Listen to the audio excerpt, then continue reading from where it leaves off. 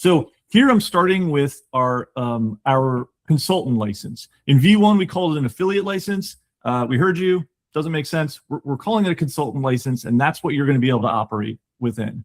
From here, this is where you're able to manage all of your clients. You can see how many clients you have, which clients you have access to. As you can see here, my account, even though I am in my consultant license, I do not have access to these 3 clients. This is something we heard. People wanted to have better RBAC controls. Maybe you have a large team.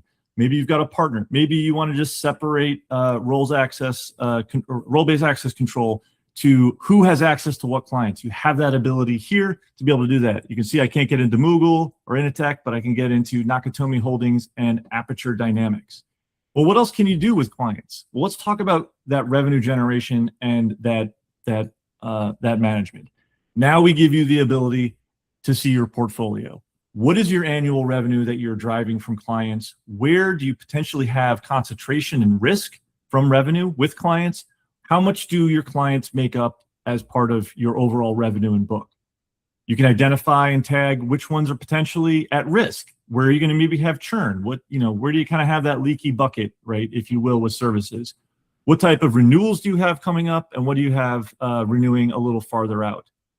So there's some other functionality here, but I want to kind of really show you how do you start engaging and tracking what's going on there. So you have engagements and you have clients.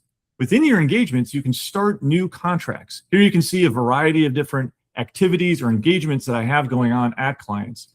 I can create a brand new one. I can select what client I want that to be for. I can set it as a retainer or one time. Is it reoccurring?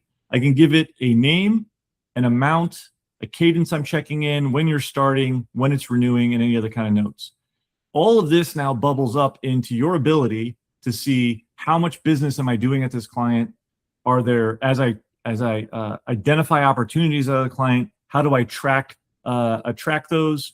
How do I manage them? How do I get insight into that? And is that an at-risk client? Is that an at-risk contract? What's going on that I can better see and have those types of portfolio insights? This was actually a really big thing Nick and I heard from folks during V1. And it turns out there's organizations were looking at separate accounting type software to be able to track all this. And we decided, it's so closely tied together to what we're doing and what clients or what consultants are doing with the tool. Why don't we just bring it in here and make it really impactful and front and center? So now you can start adding contracts. You can start seeing that type of information. Again, this is only happening in your portfolio view. Your clients don't see this. This is your ability